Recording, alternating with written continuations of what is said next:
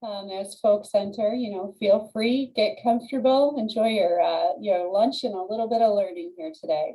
Welcome to our Lunch and Learn series from the New York State Kinship Navigator. Today we're going to be talking about Cornell Cooperative Extensions and what they provide for kinship families. So as always, these sessions are recorded. Everybody that has entered this webinar is on mute. Feel free to drop any questions that you have in the chat and we will address them at the end of the program or as we see them going through the presentation. The Lunch and Learn slides from this presentation will be available to you after the presentation, as well as the video will be shared and it will be available on the Kinship Navigator YouTube page. You can see in this PowerPoint our previous Lunch and Learn series along with a link to the video. And next month, we will be featuring kinship respite services in partnership with NYS CRC and what kinship respite services are coming to be available to caregivers in the future. So that is on December 16th, 12 to 12:30. Feel free to join us for that session. I'm going to give a brief overview of the New York State Kinship Navigator program and then turn it over to Dutchess Canale to talk about Cornell Cooperative Extensions. My name is Rae Glaser. If you're not familiar with me already, I am the director for the New York State Kinship Navigator program. And the Kinship Navigator program offers information, referral, education, and assistance to kinship caregivers all across New York State. We are a helpline, a website, we provide virtual case management, and we provide education for both kinship caregivers and professionals across all 62 counties. I'm going to be very brief today when I talk about the Navigator because I want to dedicate most of the time to Jess to talk about Cornell Cooperative Extensions. Here's a brief overview of our services. Our helpline is right here, 877-454-6463. We have kinship navigators available to speak with you between 10 a.m. and 4 p.m. We like to connect our kinship caregivers to available financial assistance, legal advocacy, local referrals, including Cornell Cooperative Extensions, and we work with the Department of Social Services as well as all the local kinship programs. Just an FYI, we're able to serve caregivers in 37 different languages. So if English is not your primary language or you're working with a client that speaks a different language, feel free to refer them our way. We have interpreters that can assist us.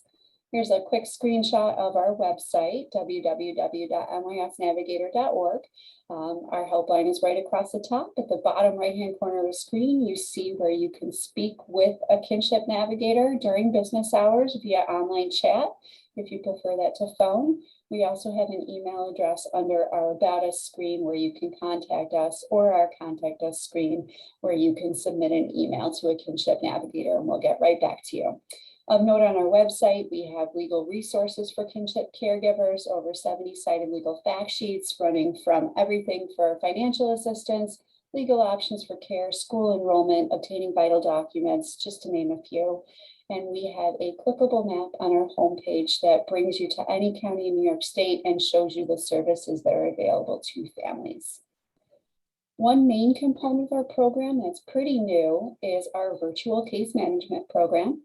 We currently have that available to caregivers in the counties you see on your screen. When they call us or you refer a caregiver, if you're working with one from this county, they are assigned a regional coordinator, virtual case manager, to work with that caregiver for up to 6 months at a time.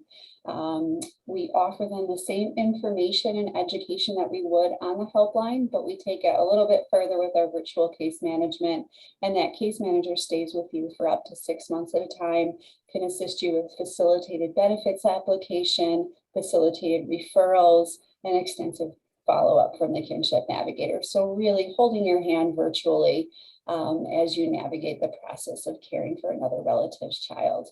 You see right here on our screen what counties those are available to. You don't need to do anything special if you're calling our helpline from one of those counties. We will offer that virtual case management to you. One other thing, if you're a professional working with kinship caregiver, we urge you to use our permission to contact form to refer that caregiver to our services. That permission to contact form is available on our website. We also can send it out with the PowerPoint, and that is a way for you to refer a client to us and to have the onus taken off the client and have the Kinship Navigator contact them directly. We're happy to send out materials to your agency if you require more materials on kinship care. We have our trifold, we have flyers, we have different brochures on virtual case management or that permission to contact form. Please feel free to get in touch with us. We'll make sure that we send those out to you. So without further ado, I'm going to turn it over to Jess Canale. Jess has been a partner with us for several years, working with us from Dutchess County, assisting kinship caregivers with the Relatives as Parents program in Dutchess County through Cornell Cooperative Extension. They offer many services to kinship caregivers. And without further ado, I'm going to turn it over to Jess. Thank you. Thank you, Rae. Let me just get this up. Here we go. There we are. So thank you, Rae, and thank you always to the kinship team who have supported us in our community throughout these years.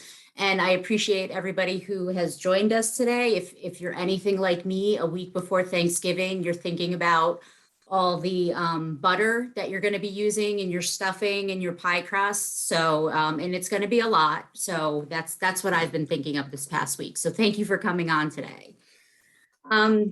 Today, for my piece, we're just going to talk a little bit about the Cornell Cooperative history and programming.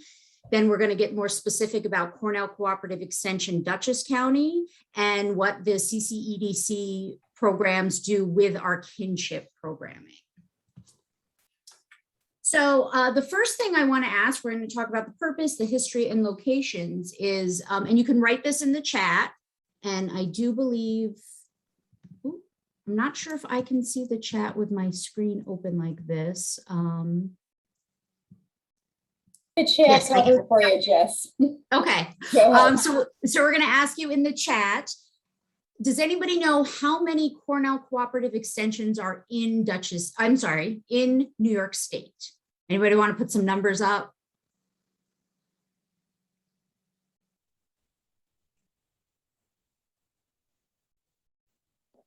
We might have a shy group today. Okay. I'm going to hazard a guess that there's one in every county. Am I close? So somebody said 12, a lot, 63, 120. Ooh, these are big numbers. This is nice.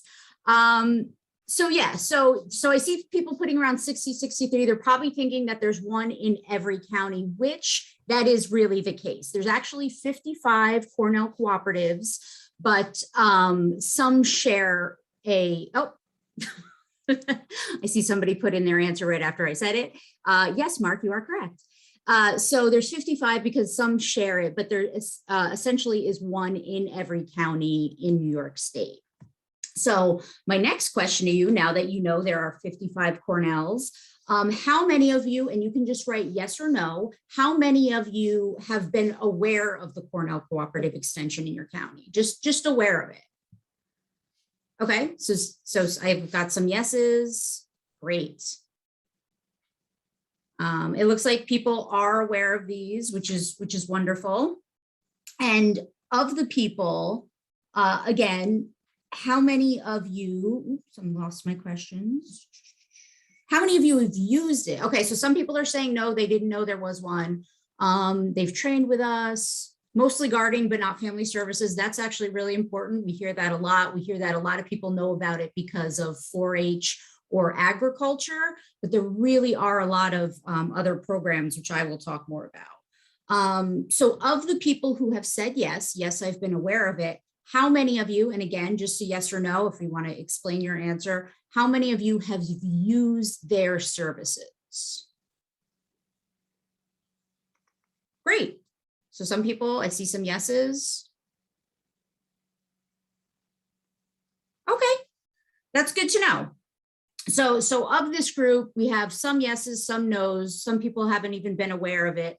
I really do encourage you, and thank you for everybody for answering. I really do want to encourage you to check out your local Cornell Cooperative.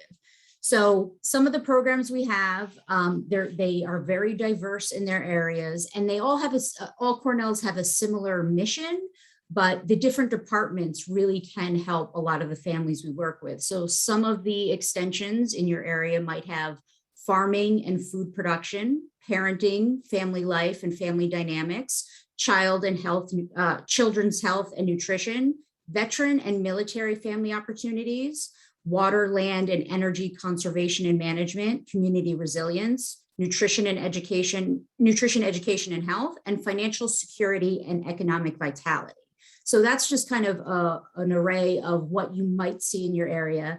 In Cornell Cooperative Extension, Dutchess County, they have 4 major program areas. We have our agriculture and horticulture department, environment and energy, our 4-H youth development, and the program I work for, the family and consumer education department. So what we do is we build partnerships and coalitions with individuals and communities, organizations, government agencies, and businesses around issues of mutual concern. We develop local leaders who use CCE knowledge to make informed decisions. We strive to help participants make informed choices using the best knowledge available. We incorporate positive youth development components in all of our youth programs. And we,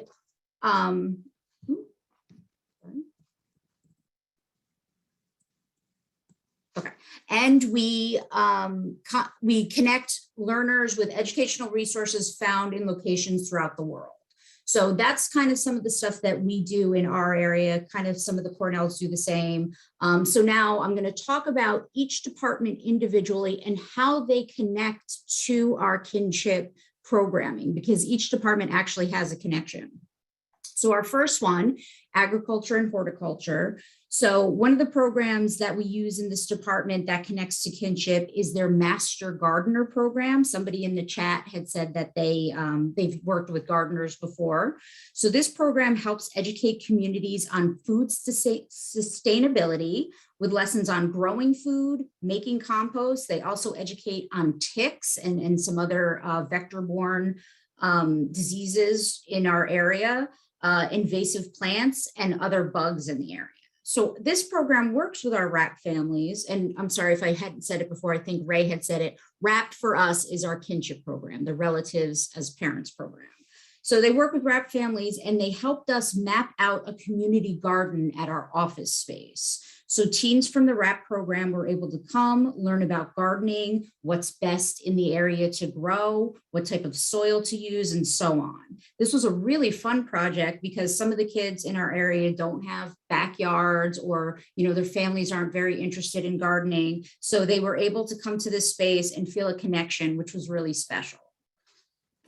So our next department is our 4-H youth development. And that's a lot of times when you talk to people about Cornells, that's what they associate with Cornell is 4-H. So our Dutchess County 4-H is a collection of programs that provide youth ages 5 to 19 with the mentoring and support to grow and thrive regardless of their background, interests, or abilities. Does anybody know, I'm going to ask one more question or maybe 2 more questions. Does anybody know what the 4-H's are? What they stand for? Any 4-Hers in here? I had to look this up. I didn't know. Anybody want to try and answer?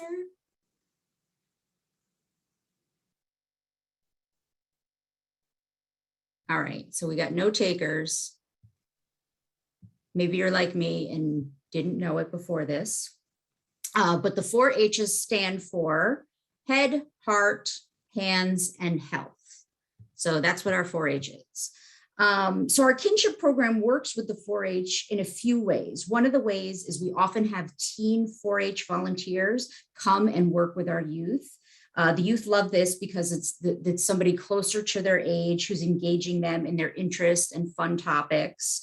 The other way we work with 4-H is our youth educator is also actually a 4-H leader. So she runs her own club. It's actually called the Bug Club, which is definitely not one I'd be interested in.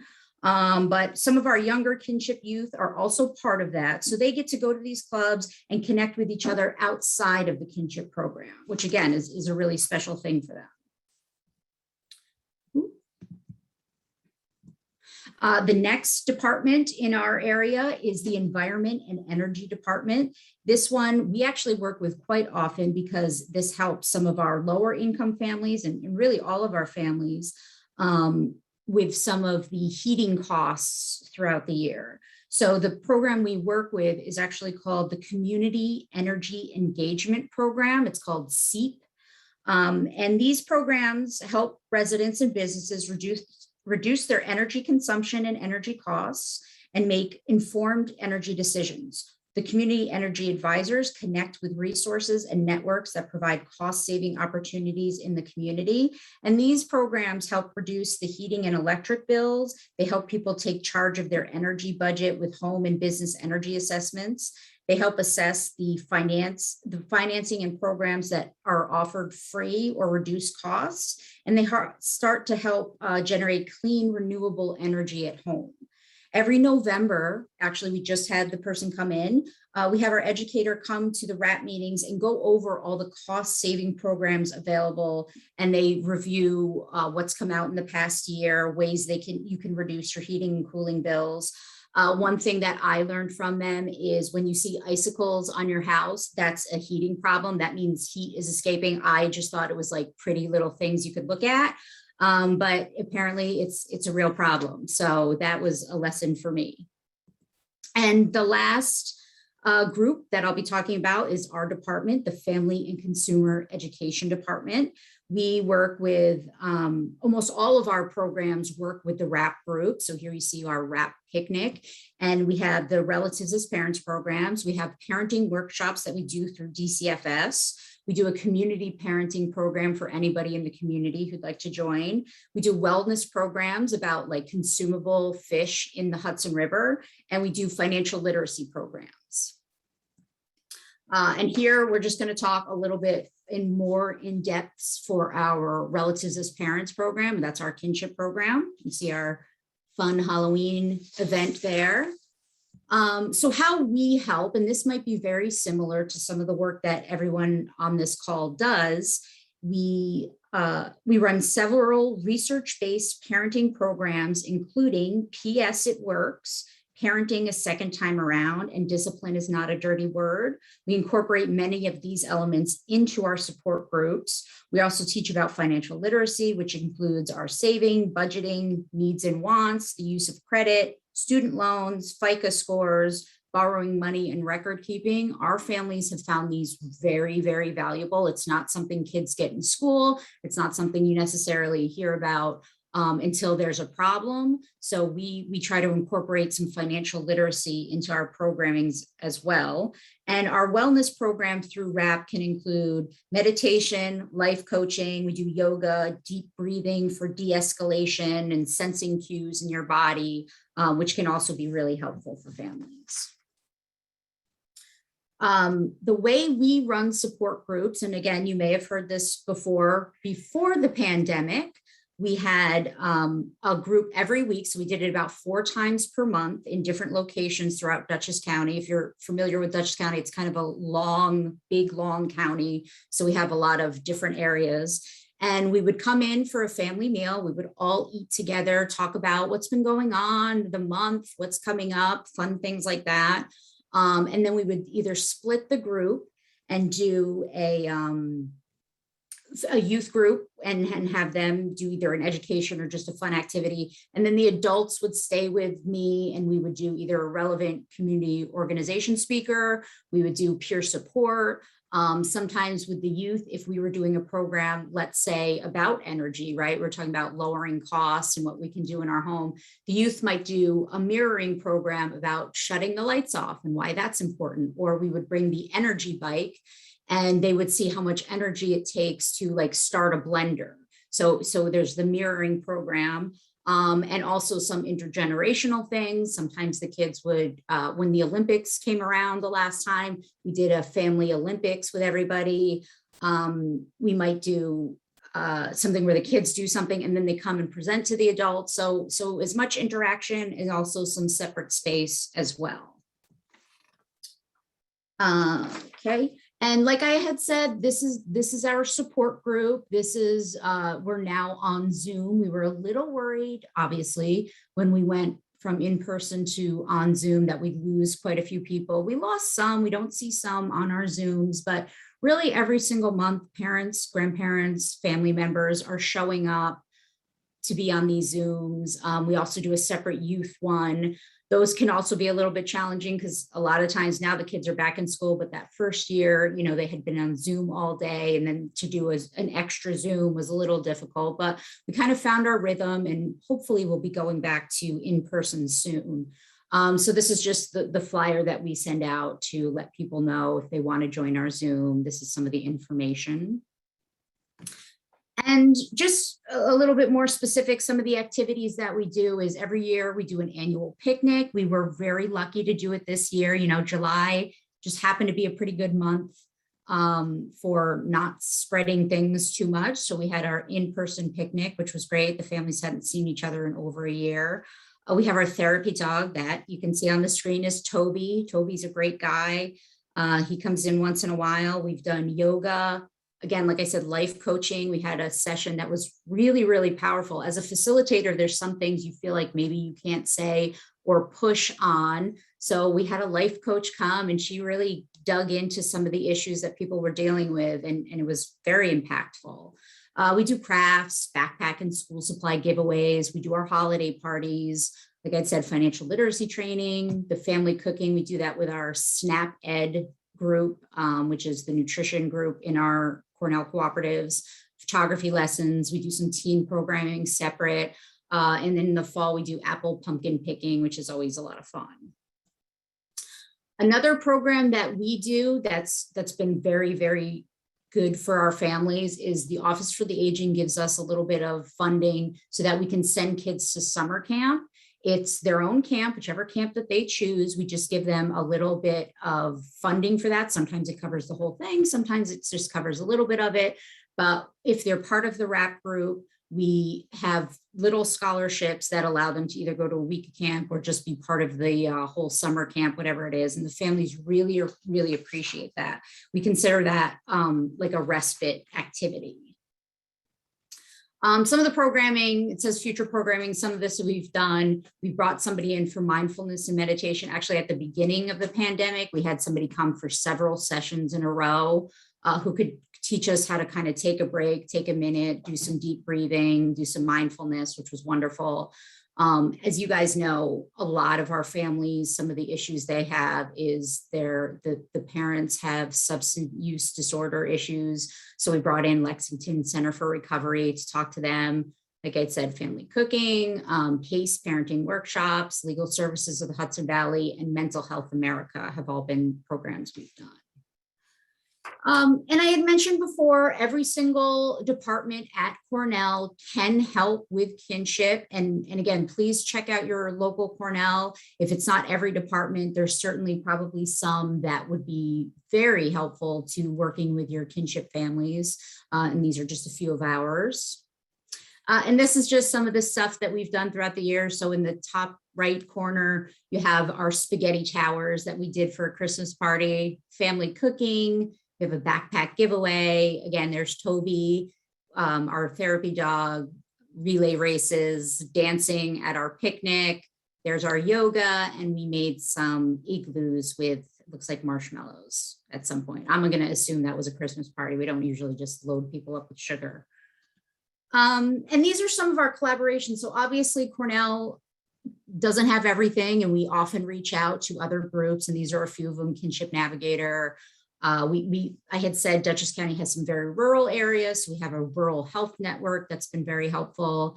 Nutrition Council, United Way, our local community college, the Adoptive and Foster Family Coalition has been wonderful to work with. And Eat Smart New York, 4-H, and NCLI actually stands for No Child Left Inside. And that's a group to get kids into recycling and conservation and a lot of really fun things.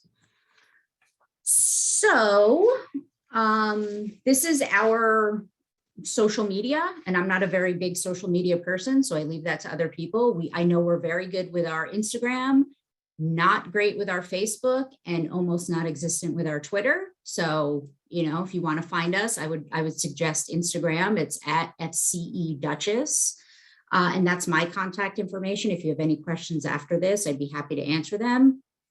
And are there any questions? I'll open up the chat to see if anybody has questions.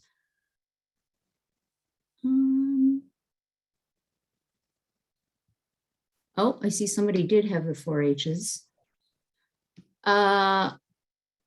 Okay. Jess, if anybody's got any questions, we do have a couple of minutes left. I will say that this is really excellent variety of services. I kind of wish that the Navigator had a therapy dog that was working with us. There's some yoga classes to offer. But I think when we're looking at services like that, they're really important to families, especially right now, having the ability that when we can, to be able to come together and look at some stress relief in any form that we possibly can. So really, really helpful services. We're glad that you're able to offer them. And just so that folks know, there are a number of Cornell Cooperative Extensions that do work with kinship families, especially in the Hudson Valley. There's one that's stationed in Orange County. There's one that's in Ulster County. The other Cornell cooperatives do provide services, not specifically to kinship families, but Cornell has been a great partner for years when it comes to providing supports to families. So thank you again for your collaboration, Jess. We really appreciate it, and for coming to us today to present. As Sharon asked, we will have that recording mailed out to everybody. We will have the PowerPoint emails, and it will be uploaded onto our YouTube channel. If you have any questions, you have both of our contact information. So thank you for joining us today, and please save the date for December 16th to come back and partner with the New York State Kinship Navigator and NYS CRC to talk about kinship respite services. Have a great day, everybody. Thank you. Thank you.